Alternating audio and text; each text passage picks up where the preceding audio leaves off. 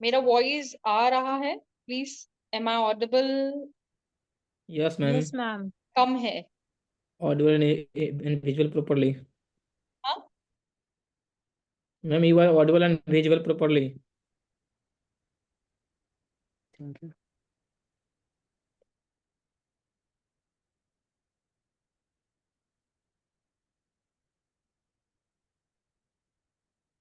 चलो, लेकिन मुझे पिन कर दो फटाफट। चलो, और सेक्शन नंबर 80 पे आते हैं। और सेक्शन नंबर 80 क्या बोलता है? Accident in doing a lawful act. अब जब एक्सीडेंट को लॉफुल एक्ट का नाम दिया गया है, देखो आपको पता है कि जो हैंगमैन होता है, जो किसी कन्विक्ट को अगर फांसी लगाता है तो वो एग्जेम्पशन है इस लाइबिलिटी के अंदर, हमने देखा था। तो एक्सीडेंट जो है कहीं ना कहीं मिसफॉर्चून है, देखो। और इसमें कोई क्रिमिनल इंटेंशन नहीं है उसका, कोई नॉलेज नहीं। अगर समझो उसको नॉलेज भी है पर उसका समझो क्रिमिनल इंटेंशन नहीं है कि वो कोई एक लॉफुल एक्ट कर रहा है, लॉफुल मैनर में कर रहा है और लॉफुल मींस के थ्रू कर रहा है, जिसमें वो प्रॉपर केयर एंड कॉशन ले रहा है। ठीक है, अगर कोई भी चीज गुड फेथ में की जाए तो एक्सीडेंट अनइंटेंशनल है, अनएक्सपेक्टेड है, तो उसे हम ऑफेंस का नाम कैसे दे सकते हैं? तो मैंने आपसे क्या कहा था कि अक्यूज को first and foremost thing exemption में लाने के लिए ये एक प्रायोरिटी होनी चाहिए कि एक लॉयर को एग्जम्पशंस पता होगा, तभी ही वो अपने अक्यूज को उस चीज से छुड़ा सकता है। ठीक है, नाउ द टर्म मिसफॉर्च्यून। अब यहां पर जो एक्सीडेंट प्लस अनवेलकम, जो कि अनएक्सपेक्टेड थिंग है, जरूरी नहीं है कि वो जो चीज की गई हो वो विदाउट क्रिमिनल इंटेंशन की हो, या उसमें कोई मेंस रिया नहीं है, या फिर जो डूअर है उसने जो एक्सीडेंटली कुछ किया है, या फिर उसने लॉफुल मैनर से किया है, प्रॉपर केयर एंड कॉशन लेके किया है, तो वो एक्सीडेंट का बेनिफिट लेगा। ठीक है, अब यहां पर आप ये इलस्ट्रेशन देखो कि ए जो है वो काम पर है, एक कुल्हाड़ी की, हैचेड इज अ कुल्हाड़ी। ओके, और उसने क्या किया, किसी हेड फाइल्स ऑफ कर दिया किसी मैन के जो वहां पे खड़ा हुआ था। ठीक है, उसका सर धड़ ये कर दिया। तो यहाँ पर जो उसने अगर कोई ऐसा किया जहां पर प्रॉपर केयर एंड कॉशन का जरूरत नहीं था ऑन द पार्ट ऑफ ए, तो उसका एक्ट जो है वो एक्सक्यूजेबल होगा और वहां पे ऐसा कोई ऑफेंस नहीं माना जाएगा अगर वो कोई क्रिमिनल इंटेंशन से नहीं किया गया है। ठीक है, जब तक कोई इंटेंशन क्रिमिनल नहीं है तो उसे हम ऑफेंस कैसे समझ सकते हैं? ठीक है, अगर जहां पर प्रॉपर कॉशन यूज करना चाहिए, यानी कि उसने अगर वो चीज जानबूझकर अगर उसको कुल्हाड़ी से उसका सर धड़ कर दिया है तो वो पनिशेबल होगा offence causing a death by negligence, है ना। उसने जो नेग्लिजेंस उसके पार्ट पे किया था तो 304 ए के अंदर उसको पनिशमेंट मिलेगी। समझ रहे हो आप? यहां Yes, पर ma'am. दूसरा आप देखो कि नागपुर हाई कोर्ट में ये हेल्प किया, shooting by an unlicensed gun does not deprive one of a defence if it's an essential elements of defence are proof. अब देखो, आप लोगों को गन का शौक है, आपने किसी को गन लेके, ये मेरे पास एक केस था, उस बंदे ने क्या किया था, सामने वाला उसको ये करने आ रहा था तो हवा में उसने गोली चलाई थी। ठीक है, हवा में उसकी गोली चलाई थी, उसके पास लाइसेंस अवेलेबल नहीं था, और उस लाइसेंस नॉट अवेलेबिलिटी की वजह से उसको पुलिस ने उसके ऊपर एफआईआर की थी, जिसमें उसने इस चीज का लिया था कि उसने ये डिफेंस लिया था कि अगर मैं वो गन नहीं चलाता उस समय तो कुछ ऐसी चीज हो जाती जो कहीं ना कहीं गलत हो जाती। ठीक है, तो ये असेंशियल एलिमेंट हुआ जिसमें डिफेंस को प्रूव किया गया। अभी देखो, आपका डिफेंस जितना स्ट्रांग रहेगा ना, उतना बर्डन जो होगा वो किसके ऊपर होगा? कंप्लेनेंट के ऊपर होगा। समझा? अब देखो, दूसरा यहाँ पर केस है, the state government of Madhya Pradesh versus Rangaswamy, AIR 1952। यहाँ पर क्या हुआ था, अक्यूज ने फायर किया था ऑब्जेक्ट फ्रॉम अ डिस्टेंस जिसका 152 फीट था। ठीक है, to his horror he found that he shoot a human being. The accused pleaded that he was under a bona fide impression that the object fired was at a Hina and he saw the previous day. आप लोगों को पता है ना, जो भूत type ऐसे रखते हैं, है ना, वो खेतों में ऐसा खड़ा करते हैं, और जैसे कि वहां पर ऐसा कुछ नहीं होने चाहिए जहां से खेत खराब हो या आके कुछ एनिमल्स उस चीजों को खराब कर दे। तो उसको लगा था कि वहां पर वो हीना ही है, उसने शूट कर दिया। उसे ये नहीं पता था कि वहां पर वो ह्यूमन बीइंग है, और इससे पहले जो प्रीवियस डे था वहां पर उसने हीना देखा था। ठीक है। और उस समय बारिश हो रही थी, उसको नहीं लगा कि वहां पर कोई मेन हो सकता है इन द प्रेजेंट प्लेस। तो उसने क्या किया, उसने उसका डेथ कर दिया। और प्योरली इसको प्रोटेक्शन दी गई थी सेक्शन 80 की, क्योंकि इससे पहले वहां पर क्या था, हीना खड़ा था एक दिन पहले। उसको कहीं भी ये पता नहीं था कि वहां पर कोई आदमी खड़ा हुआ है। उसने आदमी ना समझकर उसने शूट कर दिया, और भले ही वो आदमी मर गया, पर उसको यहाँ पर कहीं ना 80 का प्रोटेक्शन मिल गया। ठीक है। उसके बाद आते हैं the Shankar Narayan Godalkar versus state of Maharashtra. ये AIR 2004 की साइटेशन, जहां पर सुप्रीम कोर्ट ने रिफ्यूज किया 80 का बेनिफिट देने के लिए, 80 का प्रोटेक्शन देने के लिए, क्योंकि a person who picked up a gun, unlocked it, loaded it with cartridges and shoot dead from a close range one of the interviews of the dinner at his place. It was held that the accused was at the proper care and देखो मैंने आपको इससे पहले ही कहा कि अगर उसने ये चीज करी है डेलिबरेटली, उसको पता था कि ये चीज से ऐसा होगा, जानबूझकर की गई चीज को प्रोटेक्शन नहीं दिया जाता अंडर 80 के अंदर। तो उसको पता था कि मैं गन उठा रहा हूं, वो अनलोडेड है, उसमें काफी सारी गोलियां भरी हुई है, और उसने क्लोज रेंज पे उसने जो गोली चला दी, जिस पर्सन को उसने डिनर के लिए इनवाइट किया था, तो उसको पता था कि अगर मैं इसको गोली मारूंगा तो सामने वाला मर जाएगा। तो ये गलती से गलती की गई चीज नहीं थी, तो उसको 80 का प्रोटेक्शन नहीं दिया जा सकता। एक में हमने देखा कि 80 का प्रोटेक्शन दिया जा रहा है, state of government versus Madhya Pradesh versus Rangaswamy का केस है। और एक में हम देख रहे हैं कि जहां पर आप लोगों को 80 का प्रोटेक्शन नहीं मिल रहा है। समझ में आ रहा है सेक्शन नंबर 80? Any difficulty? हाँ, नो दोनों मैम। केसेस भी याद हो गए। एक केस में यस बोलता है, दूसरे केस में नो बोलता है। तो with the yes following ma'am. हम लोगों को समझ में आ गया ना। 81 है ना, इसको नेसेसिटी एज अ डिफेंस कहा जाता है। अब ऐसा है कि देखो, जरूरी नहीं है ना कि हम लोगों को ये नेसेसिटी को ये नहीं पता होता है कि कानून क्या है, जरूरत चीजों को नहीं पता होता है कि कानून क्या होता है। देखो, ऐसा एक्ट किया गया हो जिसको पता है कि उसको हार्म हो सकता है, भले ही उसका क्रिमिनल इंटेंशन ना होने तो, या फिर वो ऐसा कर रहा था कि बड़े हार्म से बचाने के लिए छोटा हार्म कर रहा था, है ना। बड़ी चीज करने के लिए कभी कभी हम लोगों को छोटी चीज कर देनी पड़ती है ना, या कभी कभी सिचुएशन की डिमांड होती है जब हम लोग ये सारी चीजें करते हैं, तो उसे ऑफेंस नहीं कहा जा सकता मियरली। क्यों? क्योंकि वो भले ही उसको नॉलेज था उस बात का कि इसमें हार्म होगा, लेकिन वो नॉलेज इस चीज का था कि अगर ये छोटा हार्म नहीं रोका तो इससे तो बड़ा धमाका हो सकता है। तो छोटे धमाके को बचाने के लिए, बड़ा धमाका ना होने के लिए उसने वो छोटा धमाका होने दिया। तो वो आता है नेसेसिटी एज एन डिफेंस। ठीक है। It would be done without any criminal intention to cause harm, हो सकता है वो कोई इंटेंशन ना हो उसको, उसने जो चीज की है वो 52 को पकड़ के की है। 52 क्या है? Good faith. गुड फेथ में कोई भी चीज की गई वो, उसका कोई ये नहीं है। ठीक है। For the purpose of preventing other harm, मैंने आपको क्या बोला कि किसी पर्सन को या किसी प्रॉपर्टी को बड़ा हार्म होना चाहिए, हो सकता है, उस चीज को रोकने के लिए अगर छोटा हार्म होने दिया जाता है तो इट इज ओके। तो दो नॉलेज जो है हम लोगों को कि प्रिवेंट कर सकता है। देखो, मैंने आप लोगों को यही बोला है कि अगर जो चीज को अवॉइड किया जा सकता है और उस चीज को लेकर हम ऑफेंस नहीं कर सकते, उस चीज को हम लोग ऑफेंस की कैटेगरी में नहीं लेके आ सकता है। ओके। अब 81 के इंग्रेडिएंट्स क्या है? ऐसे सर्कमस्टेंसेस, ऐसी चीजें उत्पीड़न हो गई है जो किसी रॉन्ग डूअर को कॉम्पील कर रही है उस चीज को करने के लिए जो वो कभी भी नहीं करना चाहता है, और ना ही उसकी कोई क्रिमिनल इंटेंशन, वो नहीं करना चाहता, ना ही उसकी कोई क्रिमिनल इंटेंशन है। ठीक है। The wrongdoer shall have to do the act with an intention. अब वो क्यों कर रहा है? क्योंकि उसका इंटेंशन है कि दूसरा हार्म नहीं होना चाहिए। मैंने जैसे कहा ना, बड़े धमाके को बचाने के लिए छोटा धमाका होने दो, तो एक्ट इसको जस्टिफाइड हो जाएंगी। और ये जो सर्कमस्टेंसेस है ये क्वेश्चन ऑफ फैक्ट है।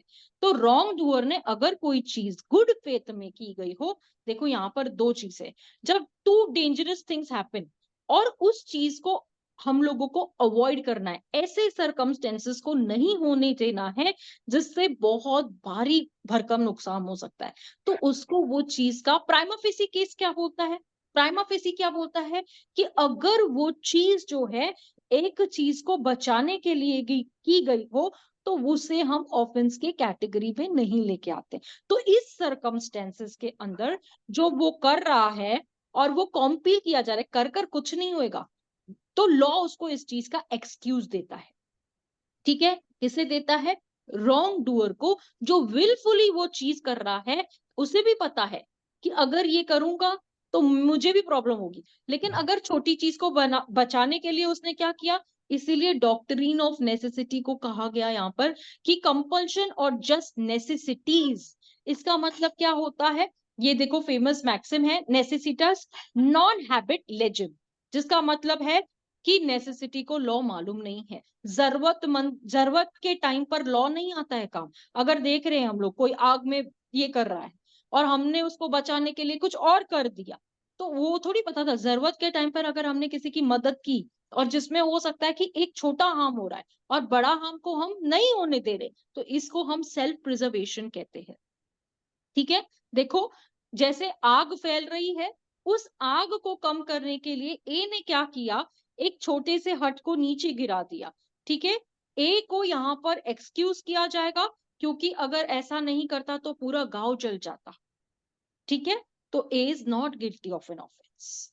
ओके, नाउ अब ये देखो राइट टू प्राइवेट डिफेंस का यहाँ पर क्या लिया गया है। If A attacks the person और अ प्रॉपर्टी ऑफ बी, अगर ए जो है वो अटैक करता है किसी पर्सन जो बी है उसकी प्रॉपर्टी को अटैक करता है या अटेम्प्ट करता है रेप कमिट करने के लिए सी के अगेंस्ट, तो बी कैन किल ए, क्योंकि यहाँ पे सेल्फ डिफेंस का हम लोगों को प्राइवेट डिफेंस का ही आ गया, क्योंकि अगर मैं ऐसा नहीं करता हूं तो उसकी इज्जत तो जा सकती है। अगर किसी की इज्जत बचाने के लिए मैंने अगर उसका मर्डर भी कर दिया तो मुझे सेल्फ डिफेंस तो private right to private defence का मेरा मिया राइट है। ठीक है, अब ये जो केस लॉ है ना, यहां पर इन्होंने वर्ड हार्म को यूज किया है। अब वर्ड हार्म का मतलब क्या होता है? सिर्फ फिजिकल इंजुरी की बात की गई है, नॉट अ मेंटल इंजुरी। ये जो सेक्शंस है 87, 88, 89 जो हम लोग एक्सेप्शंस पढ़ रहे हैं और फर्दर हम जाएंगे 91, 92, 93 पर, तो उस समय आप लोगों को समझेगा कि जो हार्म होना चाहिए वो सिर्फ फिजिकल हार्म होना चाहिए, न कि मेंटल हार्म। ठीक है, मेंटल हार्म को यहाँ पर बिल्कुल इंक्लूड नहीं किया गया, एक्सक्लूड कर दी गया है। तो वेदा मैथ्यूज वर्सेस यूसुफ खान का केस है जिसमें आपको clear cut with sections explain किया गया है हार्म को। तो आप लोगों को, आपने कभी डेफिनेशन पढ़ी है हार्म की? कहां पर हार्म की डेफिनेशन पढ़ी है आपने? कौन से सेक्शन में पढ़ी है हार्म की डेफिनेशन आपने? याद करो, अब याद नहीं आएगा। ठीक है, अब queen versus Dudley and Stephenson का केस है। इसमें क्या हुआ था ना, देखो ये जो queen Dudley versus and Stephenson है, अब देखो एक फेमस इंग्लिश केस था जिसमें क्या हुआ था, ये लोग शिप पे थे, शिप में एक बच्चा था जो 17 इयर्स ऑफ एज था। अब क्या हुआ था कि वो शिप पे इतने दिनों से फंसे हुए थे कि उन्हें समझ में नहीं आ रहा था, ना उनके पास खाने को कुछ था। देखो भूख मिटाने के लिए जो उसने किया ना, तो उसने क्या किया, अपनी भूख मिटाने के लिए उस 17 साल के बच्चे को मार डाला, उसका फ्लैश उसका ब्लड पी के अपने आप को ये सेटिस्फाई कर दिया, और कहीं ना कहीं इस चीज का एग्जाम्पशन ले रहे थे कि इट इज अ नेसेसिटी ना, जरूरत थी हम लोगों को करने के लिए, रूल ऑफ नेसेसिटी लगा के, और कहा कि भाई अगर हम लोग नहीं पीते तो हम मर जाते, इससे अच्छा हमने एक को मार दिया, अगर एक को मार दिया तो हम कम से कम बच तो सकते हैं ना।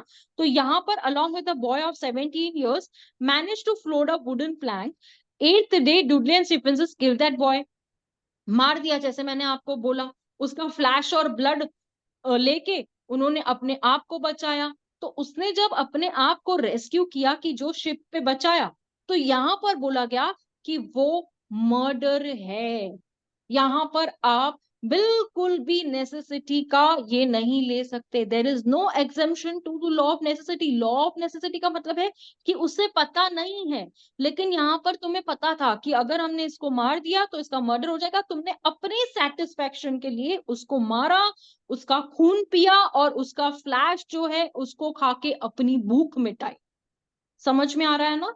तो both accused were held guilty of a murder यहाँ पर, क्योंकि जो डिफेंस उन्होंने नेसेसिटी का लिया गया था वो सेल्फ प्रिजर्वेशन था, और जिसको कोर्ट ने रिजेक्ट किया और उन्हें सेंटेंस टू डेथ का पनिशमेंट दे दिया। समझा? क्लियर? Yes ma'am. इजी है ना, डिफिकल्ट नहीं है ना? तो देखो यहाँ पर कि किसी की जान के लिए टू प्रिजर्व वंस लाइफ, ये ड्यूटी है कि वो कहीं ना कहीं उसकी हाईएस्ट ड्यूटी होनी चाहिए उस चीज को सैक्रिफाइस करने के लिए। तो देखो आप लोगों को सेल्फ प्रिजर्वेशन का ये मतलब नहीं है। Yes, it is a leading case, absolutely yes. ठीक है, सेल्फ प्रिजर्वेशन का ये मतलब नहीं है कि उसको एब्सोल्युटली आप नेसेसिटी के लिए यूज करें। कोई भी पर्सन को किसी की जान लेने की राइट नहीं है। ठीक है, देर इज नो नेसेसिटी अगर वो जस्टिफाइड करता है होमोसाइड। अब देखो ये जो केस था ना, गोपाल नायडू वर्सेस स्टेट मद्रास का जो केस है, इसमें क्या था, अक्यूज जो था एक रिच पर्सन था विलेज का। ठीक है, उसने क्या किया, he drank and created a public nuisance and also a grave danger to the public। आप लोगों को पता है ना, वो जो कौन सा हीरो है, मौशी चढ़ता है, धर्मेंद्र, है ना, उसने क्या किया, दारू पिया और वो टैंकी पे चढ़ गया। देखा होगा आप लोगों ने ये सीन जो है। तो यस जो ma'am, village Sholay movie magistrate है, में। हाँ वही कोई तो पिक्चर है। तो अक्यूज ने जो है वो फाइल किया case against the Sholay movie village का पिक्चर है, मैजिस्ट्रेट। सीन है। हाँ, शोले, हाँ कौन सी तो पिक्चर है वो मुझे नहीं याद आ शोले, रही है। शोले। हाँ ठीक है जो भी है ठीक है। तो ये जजमेंट में क्या हुआ कि the act of the village magistrate as it was necessary to protect the people from grave danger of the drunken accused. तो वो मैजिस्ट्रेट ने ये लॉफुल अथॉरिटी और इन गुड फेथ में वो चीज की थी जिससे उससे प्रोटेक्शन मिलेगा 78 में। समझा? उस चीज का उसको प्रोटेक्शन मिलेगा अंडर सेक्शन 78। ठीक है, मैं 78 आपको पढ़ा के आई हूं, थोड़ा सा आप मेहनत करो उस चीज को देखो। अब दूसरा केस है आर वर्सेस रोज। अब यहां पर क्या हुआ था, accused was charge for committing a murder of his father. Accused को चार्ज किस लिए किया था, क्योंकि उसने अपने फादर को मार दिया था। The relation between the father, क्योंकि उसको क्या लग रहा था कि जो उसके मदर और उसके फादर के बीच में जो मदर के साथ में उसके रिलेशन है, उसके मदर फादर के, वो कुछ अच्छे नहीं है, वो कुछ सही नहीं है। और क्यों होता था, फ्रीक्वेंटली वो लोग कॉरल करते थे, झगड़ा करते थे। और जो मदर होती थी, एक नाइट पे इतना झगड़ा की अपने हस्बैंड के साथ में कि उसका मर्डर हो गया। और फादर को फोर्स किया गया था to top of the stage and threaten the life of her. अब यहाँ पे ये बोला जा रहा है कि use to quarrel with his mother. One night there was a quarrel between accuse father and mother को मार दिया गया था। ठीक है, and the father force the mother to top of the stage and threaten to knife her. किधर ना किधर फादर ने क्या किया, उसकी मम्मी को क्या किया, उस स्टेयर से ये किया, टॉप ऑफ द स्टेयर से ये करने की कोशिश करी और उसको एक नाइफ दिखा के डराने की कोशिश की। तो अक्यूज जो यहाँ पर था उसने क्या किया, अपने फादर के लिए उसने, the accused shoot and killed his father. Accused ने क्या किया, उसके फादर को मार दिया। और कहीं ना कहीं ऐसा कोई एविडेंस नहीं था वहां पे नाइफ का, तो उसके वजह से वो गिल्टी नहीं किया गया। तो यहाँ पर होमोसाइड का, कल्परेबल होमोसाइड का इसको ये मिलेगा।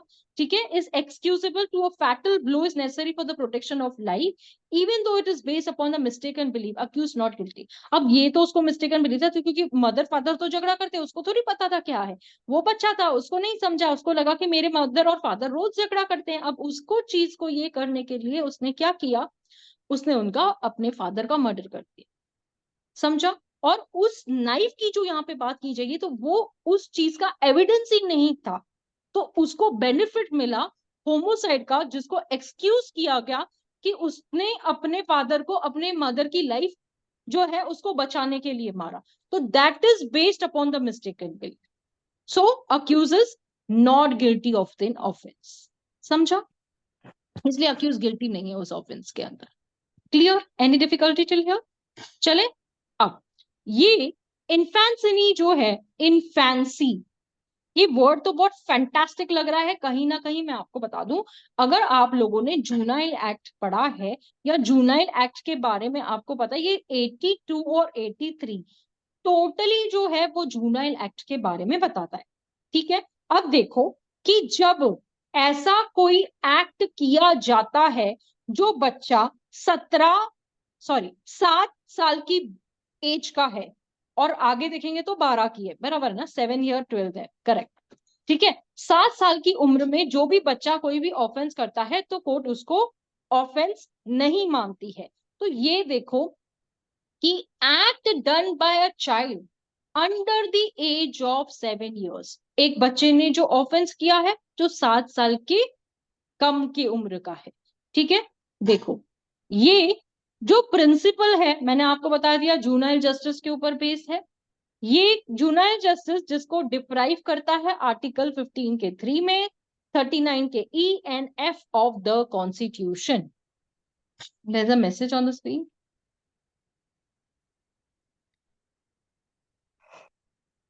हाँ, करेक्ट। डॉली इन कैपेक्स, इसका मतलब क्या होता है कि जो भी पर्सन, जो भी बच्चा क्राइम करता है उसको नहीं माना जाता है एज एन ऑफेंडर। बट यहां पर कुछ ऐसी चीज है जहां पर उसको ऑफेंडर माना भी जाएगा। There is another thing what I am going to tell you all. ठीक है, अब प्रिजम्पशन जो है, a child has no discretion distinguish right from the wrong. अब देखो उसको क्या पता कि ये गलत है, ये सही है, ये गलत नहीं है या गलत है, क्योंकि उसको क्रिमिनल इंटेंशन ही नहीं है ना उसका, उसको क्या पता ये बात। तो एब्सोल्युटली वो इनकेपेबल है इस चीज को जानने के लिए कि वो क्राइम कमिट कर रहा है, बिकॉज उसका कोई क्रिमिनल इंटेंशन ही नहीं है। ठीक है, तो यहां पर कोर्ट ने क्या बोला कि 7 इयर्स का बच्चा अगर कोई भी क्राइम करता है तो उसे हम ऑफेंडर नहीं कहलाएंगे। लेकिन आगे आप इस चीज का थोड़ा सा रिवर्सल देखेंगे। ठीक है, अब देखो Marsh versus Loader. In this case accused caught a child with stealing a piece of wood. ये जो है बंदी, ये छोटी सी बच्ची है जिसने लकड़ियां चोरी की थी या पीस ऑफ वुड चोरी किया था। ठीक है, जो उसके प्रेमाइसिस और उसके कस्टडी से मिला। तो वहां पर ये बोला गया कि 7 साल की बच्ची को क्या पता है कि वो चोरी होती है या उसको लेके आने से उसके ऊपर ऑफेंस हो सकता है या उसको जेल हो सकती है। तो उस चीज के ऊपर उसको डिस्चार्ज कर दिया। लेकिन अगर समझो मैं उसको इंस्टिगेट करूं, अरे करना, लेके आना, चोरी करना, लेके क्यों नहीं आई है, अरे लकड़ियां लाना, तो यहां पर मैं अबेटर हो जाऊंगी। Because what? I am instigating that girl to bring that piece of wooden for me. वो थोड़ी जानती है कि मैं चोरी करूंगी तो मुझे मैं ऑफेंडर कहलाऊंगी, लेकिन मैं उसको बोल रही हूँ ना, जा जा लेके आ, कुछ थोड़ी होता है, कौन थोड़ी कुछ बोलेगा, जा जा जा बेटा लेके आ, जा जा। तो नो क्रिमिनल लॉ जनरली ये प्रिंसिपल है कि जो बच्चा 7 साल की उम्र का है वो क्रिमिनल लाइबिलिटी के क्लचेस में नहीं आता है, क्योंकि the child below the age of 7 years is engage. And adult person जो है अगर उसको ये बोलता है कि तू चोरी कर, तो adult person will be liable for the offence that is created by 7 years of the child. लेकिन अबेटर को उस बात की सजा मिलेगी। समझे? क्लियर? डॉली Yes, इन ma'am. Yes, capex, ma'am. है Yes, ना? ma'am. आप 83 इसका थोड़ा उल्टा बोलेगा। मैंने आपको बोला ना, आप आगे चलो, ये एक चीज आपको, डॉली इन कैपेक्स तो कहीं ना कहीं 7 साल के बच्चे को बचा देती है और सेव कर लेती है, अबेटर को फंसाती है, लेकिन यहां पर 83 में बच्चा भी फंसता है। देखो कैसे। एक्ट इज डन, अगर ऐसा कोई एक्ट किया गया है जो कि बच्चा 7 से 12 साल की उम्र का है, अगर उस बच्चे को सफिशिएंट मेच्योरिटी है कि भाई उसको पता है कि अगर मैंने ये कंडक्ट किया इसके कॉन्सिक्वेंसेस क्या होंगे, इसका नतीजा क्या होगा, इसका नेचर क्या है, उसको पता है।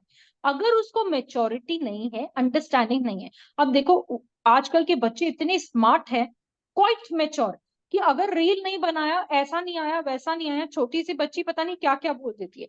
तो उन चीजों को लेकर जज को, अगर टू जज द नेचर, अगर उसको पता है कि इसको करने से मेरे को कहीं ना कहीं सजा हो सकती है और इस कॉन्सिक्वेंसेस को लेकर मैं प्रॉब्लम में आ सकता हूं, तो वो ऑफेंस नहीं होगा। लेकिन ये जो मैक्सिम है यहाँ पे, मल्टिया सेपलेट ऑटोनिम, जो कि बोलता है मलाइस सप्लाइस एज, ये जो मैक्सिम है ना, आप लोगों को उल्ला मात्रा का जो केस है ना उसको कनेक्ट करती है कि ये क्या बोलती है कि अगर सामने वाला बच्चा ये जानता है कि भाई मैं इसको मार दूंगा तो उसकी सजा मुझे मिलेगी, हाँ, उसको पता है कि ये चाकू है, इसको मारने से सामने वाला मर भी सकता है।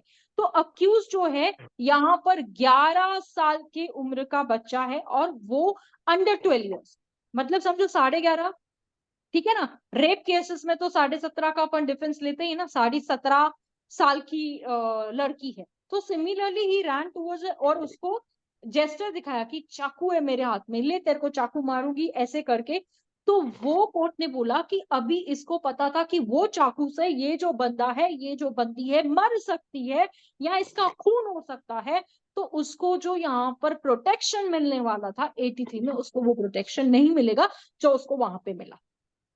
ठीक है, यानी Yes, कि ma'am. 11 साल का बच्चा जो है उसको उतनी मेच्योरिटी, उसको उतना दिमाग था, वो जानता था कि इसके कॉन्सिक्वेंसेस, इसको मैं चाकू मारूंगा ये मर जाएगा और इसके लिए मुझे सजा हो सकती है। That means he is aware about the situation, he is aware about the circumstances, he is aware about the consequences.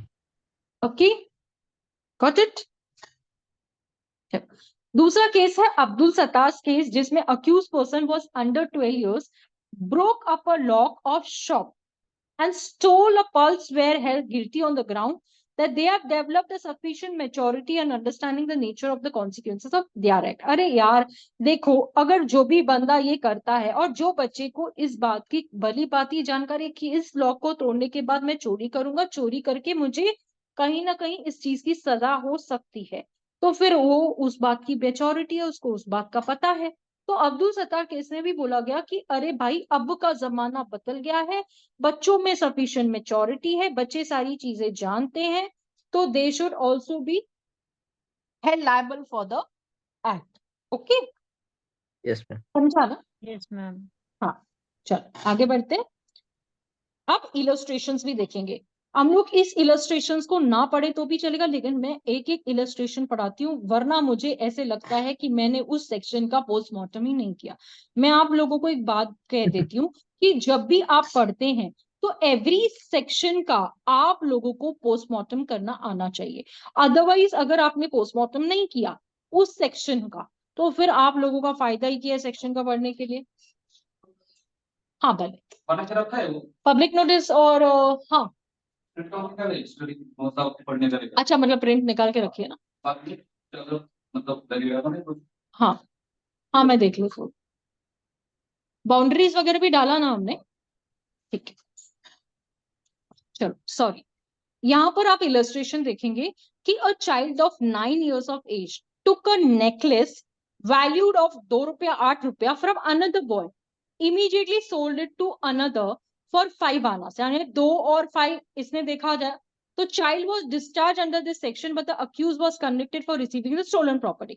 अब जो बच्चा था उसको थोड़ी पता था कि वो मैं नेकलेस बेचूंगा तो कहीं ना कहीं मुझे वो चीज का सजा मिलेगी, लेकिन जो चीज वो बच्चा उस बंदे को बेच रहा है जो कि अडल्ट है और उसे पता है कि वो चोरी का माल है, उस स्टोलन प्रॉपर्टी को वो रिसीव कर रहा है, तो कोर्ट ने इस कंसिडर किया कि उसको बाई कन्विक्शन और कहीं ना कहीं उसको गिल्टी ठहराया गया। ठीक है, 9 साल का बच्चा नेकलेस 5 आने में बेच दिया, 5 आने को बेचने के बाद में अक्यूज को कन्विक्शन हो गई, क्यों? क्योंकि उसने receive and stolen property receive किया था। याद रहेगा, डिफिकल्ट है। याद रहे हाँ नहीं चलो, ma'am. हाँ चलो। Accused a girl of 10 years of age, अब यहाँ पर जो 10 साल की बच्ची है उसने क्या किया, a servant of the complainant picked up the button worth 8 annas and gave it to the her mother। एक बटन लिया जो कि उसका 8 annas था और अपने मम्मी को दे दिया, तो उस चीज को उसको कन्विक्शन दी गई थी 1 महीने फॉर इम्प्रिजनमेंट।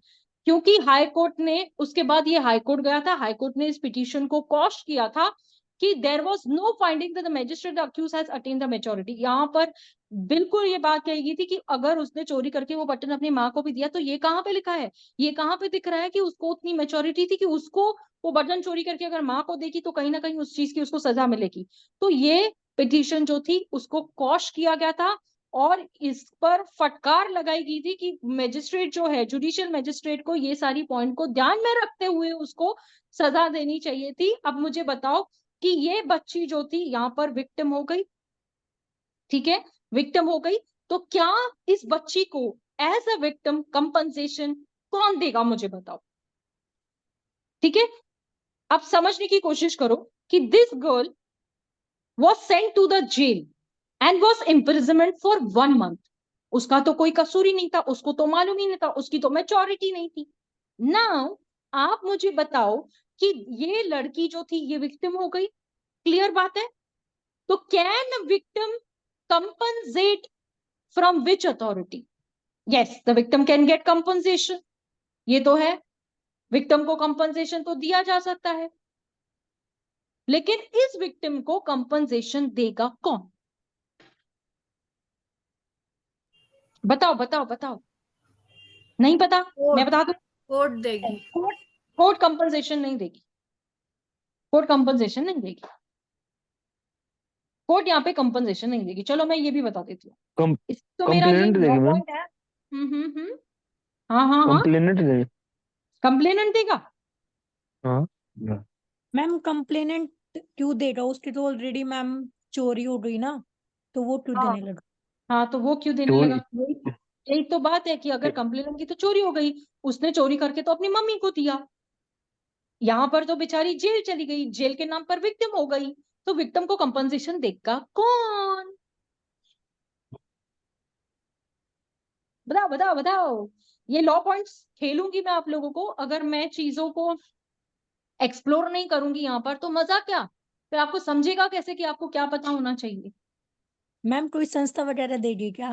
संस्था नहीं वगैरह नहीं, तो देगी भाई, कंप्लेनेंट ही मैम देगी, संस्था कंप्लेंट ही वगैरह मैम क्यों देगी, देगी कंप्लेनेंट क्यों देगा भाई, कशाला काय को? मैम। क्योंकि मैम बच्ची जो है 10 इयर्स की एज का है, और उस पे जो चार्ज लगाए गए हैं। No, I said no, charge complainant थोड़ी लगाता है। I said no, that's why I नहीं, am saying no. No, sorry. Ram please off your mic, Ram का माइक ऑफ करें।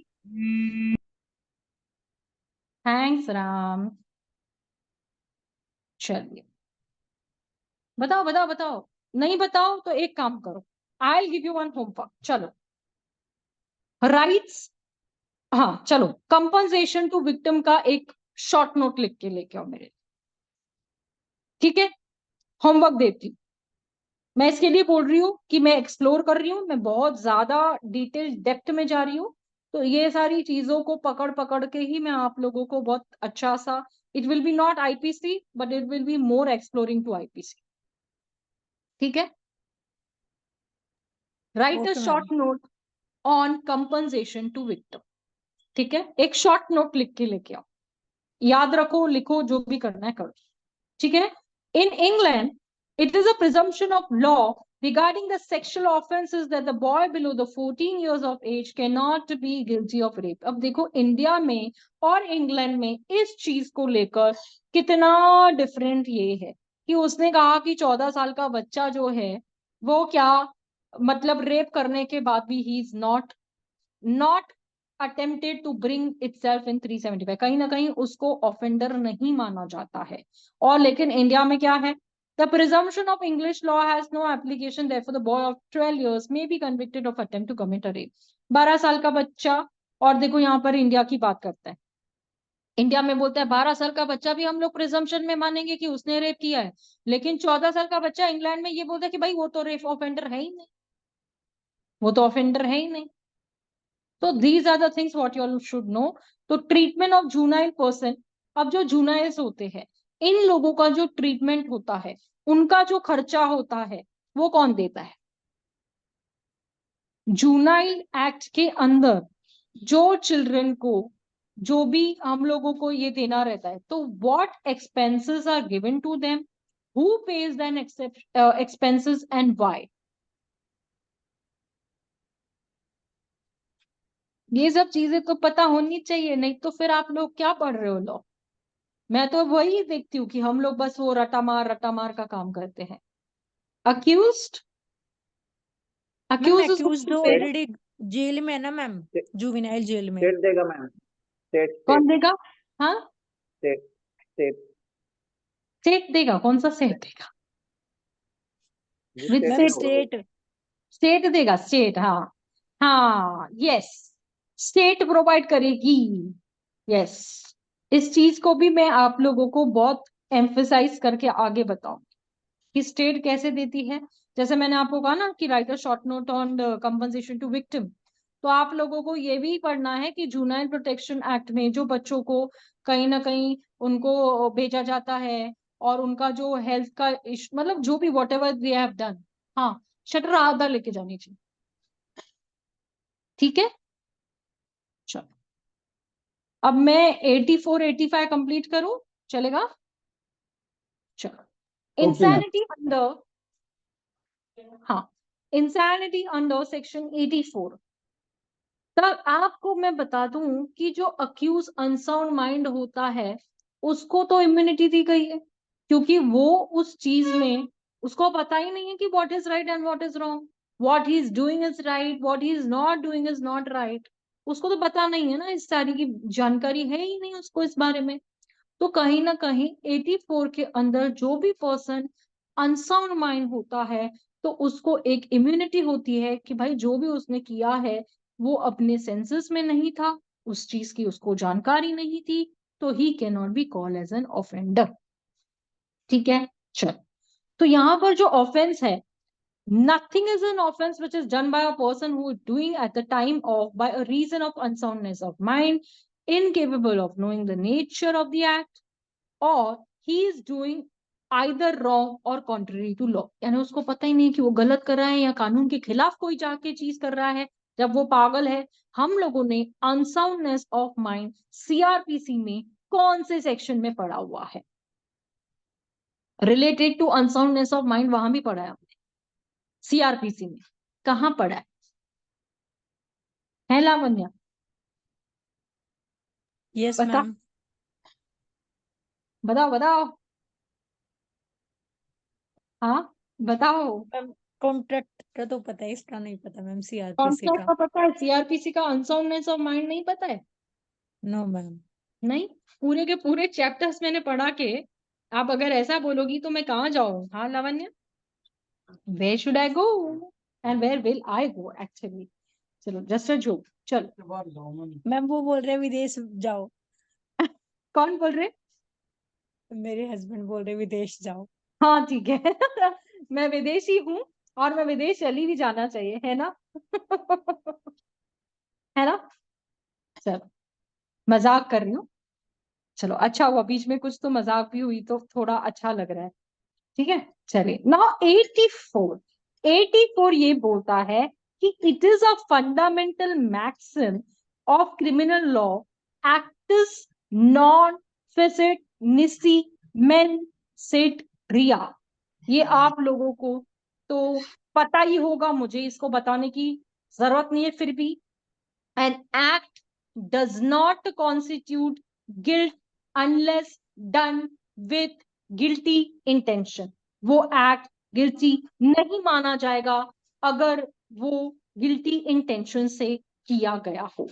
ठीक है, in order to constitute a crime the intent of the act most concur, but in case insane person non culpability is fastened on them, they have not free will। अब ये जो maxim है ना, इसको लेकर क्वेश्चन आता है। जो आप 84 85 लिखोगे ना, आपको ये मैक्सिम पूछा जाता है, फ्यूरियस मुल्ला वॉल्टेनस एस। इसको फिर से मैं प्रोनाउंस कराना सिखा देती हूँ, फ्यूरियस मुल्ला वॉल्टेनस एस। ये बोलता है which means madman has no will, यानी कि पागल बंदे की को सु इच्छा नहीं होती है। पागल तो पागल होता है। आपने वो मूवी देखी थी ना अक्षय कुमार की, जिसमें वो पागल जो था वो एक ये था ना, अक्षय कुमार की मूवी थी जिसमें वो पुलिस ऑफिसर था और वो वहां पे काफी सारे पुलिस ऑफिसर्स खड़े थे और वो बोलता है मुझे इस अंकल के साथ खेलना है, जिसमें वो पुलिस ऑफिसर्स के कपड़े उतार रहे थे और उसको मोलेस्ट कर रहे थे। अगर आपने वो पिक्चर का सीन आपको पता होगा, तो अक्षय कुमार मूवी मैम कौन सी रावड़ी है? राठौर है क्या? रावड़ी राठौड़। हाँ, रावड़ी राठौड़ है ना, ऐसे ही था ना वो yes seen, ma'am. Yes ma'am. है ना। देखो, तो वो सीन को आप यहाँ पे याद रखोगे और ये चीज आपको एकदम से याद आ जाएगी। ठीक है, मतलब भूलने की बात ही नहीं है कि a person of sound mind 84, वो बंदा जिसने अक्षय कुमार के साथ में मोलास्टेशन करने की कोशिश की, मुल्ला वॉल्टेनस एस्ट। ठीक है, याद रहेगा। Yes the ma'am. Accuse was unsound mind, accuse जो था वो अनसाउंड माइंड था, incapable of knowing the nature of the act, उसे नहीं पता था कि जो वो कर रहा है वो गलत है या कानून के खिलाफ है। तो जो रिजल्ट है अनसाउंडनेस ऑफ माइंड की, incapable of knowing the nature of the act he was doing either wrong और कॉन्ट्री टू द लॉ, यानी कि उसको जो पता ही नहीं था ना कि वो जो रिजल्ट है उस चीज का जो आने वाला है वो गलत होगा या उस चीज से करने से किसी का नुकसान हो सकता है। तो Surendra Mishra versus state of Jharkhand का केस है, जिसमें अनसाउंड ऑफ माइंड को डिफाइन नहीं किया गया है, बट मेनली उसको बताया गया कि जो इंसैनिटी है, accuse seeks to be from the liability of act of 84, अगर वो इंसेन है, और वो अगर समझो वो इंसेन है पर मेडिकली वो इंसेन नहीं है। ठीक है, इस चीज की बात, जो चीज को इन्होंने दो हेड्स में डिवाइड किया है। ठीक है, इस चीज की जो बात है यहाँ पर कि नॉट मेडिकली और मेडिकली, लीगली इंसैनिटी, उस चीज को इन्होंने इंसैनिटी को दो हेड्स में डिवाइड किया है। ठीक है, देखो ये दो हेड्स वो है। डेमेंटिया नेचुरलिस, जिसका मतलब है individuals who are insane from birth, जो क्या बोलेंगे जन्म से ही पागल है। ठीक है, I am sorry to use this word but it was just an explanation part. Okay, then है डेमेंटिया एडवेंटिया एंड एक्सीडेंटल्स, जिसका मतलब है individual who became insane after the birth, जो बंदा पागल हुआ उसके बर्थ के बाद में। तो ये दो चीजें हैं जो आप लोगों को समझनी है, जिसमें अब इडियट कौन होता है, लुनाटिक कौन होता है, आपको मैं बताती हूँ आगे। ठीक है, इडियट जो है वो पर्सन है जो कि 20 तक काउंट नहीं कर सकता, 1 2 3 4 5 तक, उसे इडियट कहेंगे हम लोग। ठीक है, या फिर वो डेज ऑफ द वीक नहीं बता सकता, या फिर उसके पेरेंट्स के नेम वगैरह कुछ चीजें वो नहीं बता सकता। अब लुनाटिक का मतलब क्या होता है, क्योंकि ये चीजों को आप लोगों को कोर्ट क्या करती है, गन पॉइंट पे रखती है, कि मतलब आप जो बोल रहे हैं लुनाटिक इंसान कौन से क्राइटेरिया में आपका पागल आता है। जस्ट एन एक्सप्लेनेशन कि how and this person is called as insane and under what category you can describe him as an insane। ठीक है, तो लुनाटिक में अगर मैं कहूं कि पर्सन परमानेंटली पागल है और उसकी जो नेचर है वो वहीं से पता चलता है कि ही इज मैड।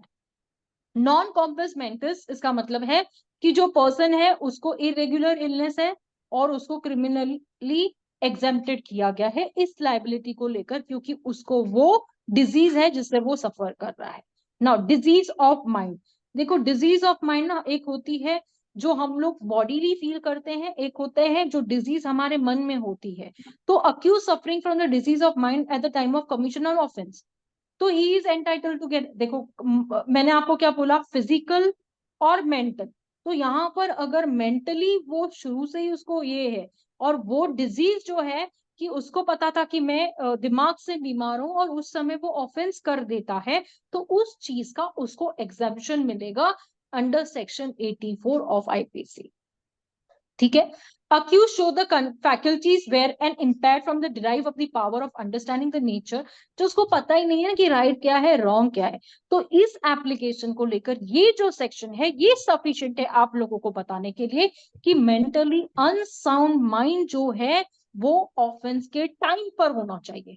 ठीक है, ये जो आप लोगों ने लुनाटिक देखा, आपने पागल देखा, आपने नॉन कॉम्पोजिशन, आपने डिजीज ऑफ माइंड देखा, ये मेन प्रोस्पेक्टिव है यहाँ का कि जो अक्यूज है वो मेंटली अनसाउंड माइंड है, कब, eight the time of commission of the offence. दिमाग में इस बात को बिठा लो।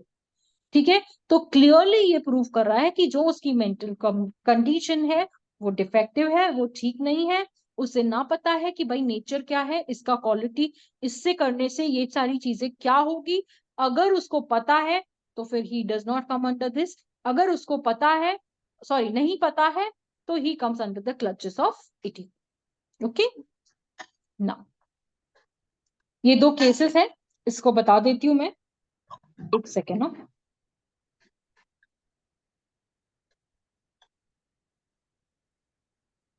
चलो उस्मा रीड करो ये केस, वेरी सिंपल है। Pullumura versus State of Assam. The fact were that four young kids were killed by their own father for late coming to the house after watching movie on the TV, which the accused father did not appreciate. The court held that it cannot be said that the accused was of unsound mind or he did not understand the implication of what he was doing. The accused was not The really accused was not really within the unsound meaning of within Section the 8 meanings of Section of the 84 IPC. of the Indian Penal Code. क्या है इसका मतलब, very simple या complicated case है जो आप लोगों को इनसे इनका मतलब नहीं पता रहा है यहाँ पे? मैम इजी है। मैम सिंपल है। क्या है बताओ, फैक्ट क्या है वो बताओ। चार बच्चे थे एक इंसान के, वो जब मूवी देख के घर लौटे तो उनको मार दिया, और कोर्ट ने ये कहा कि अक्यूज जो है वो अनसाउंड माइंड का नहीं था ड्यूरिंग कमिटिंग द ऑफेंस, तो उसको 84 में एग्जेम्पशन नहीं मिलेगा। Very good. चलो विक्की, एमसी नॉर्टन केस पढ़ो। चलो चलो रीड आउट करो, इतना सिंपल केस नहीं होता ना तब तक मैं आप लोगों को बोलती भी नहीं हूँ पढ़ने के लिए, जब तक मुझे लगता नहीं है कि yes now it is a requirement. चलो पढ़ो, इतना सिंपल चीज को पढ़ने के लिए tension. MC Notins case in 1843, the accused MC Notins of Scotland killed Mr. Dharmodas. Sorry, है कहाँ से आया धर्मोदास? मिस्टेक हो गया हम। मोरी बीवी को भी लेके आओ मोरी बीवी को भी लेके आओ चलो मैम पढ़ रहे हैं। हाँ पढ़ो पढ़ो पढ़ो, चलो चलो बेटा जल्दी। मिस्टर ध्रुमोद ड्रमोंड, ड्रमॉन्ड, चलो Drummond. the private secretary of the British Prime Minister Sir Robert Pell, believing under a mistake that he was killing the Prime Minister, he placed insanity, and the House of Lords acquitted him of the murder. That generated a lot of public sentiments. sentiment and debate, and the pleasure was so much that ultimately the House of Lords had to constitute a special committee of its own judges to finalize the law relating to insanity. 5 questions were put to this committee of judge, and their answer are no as MC and Norton's rule. इसका मतलब क्या है, इसका मतलब क्या है, चलो जल्दी बताओ, इतना सिंपल चीज है। आपने शाहरुख खान की मूवी नहीं देखी है क्या, जिसमें वो प्राइम मिनिस्टर को मारने जाता है? हाँ बादशाह, ओ बादशाह, हाँ हाँ बादशाह, ये बादशाह ही है। आप गुलाम मत बनो, आप बादशाह बनो, है ना? समझा ये केस क्या है, बादशाह का केस है। चलो और कौन पढ़ेगा, चलो नीलकंठ पढ़ो। तन्वी कुर्जी वर्सेस स्टेट, चलो Ranbir Kurji versus State of accused believe himself to be pure blood Suryavanshi Arjun of Mahabharat. He had cordial relations with his family members. One day he kills his wife and eldest son without any provocations. He then went to Sarpanch of village and addressing him in Bhima Pitamaha, he told him that he has killed two Bhishma Pitama.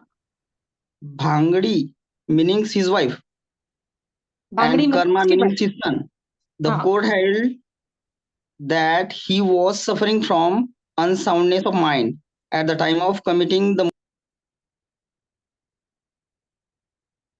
Mic off हो गया है.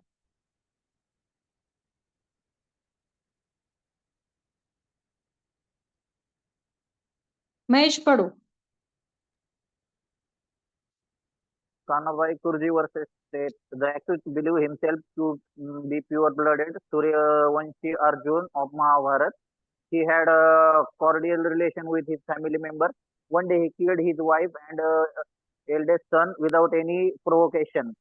He then went to the Sarpanch of the village and addressing him, Bhishma Pitama, he told him that he had killed Bhangdi, meaning his wife, and Kama, meaning his son. The court held that he was suffering from unsoundness of mind at the time of committing the murder, and even though he knew the nature of his acts at the time, he did not know that his acts were wrong or contrary to law.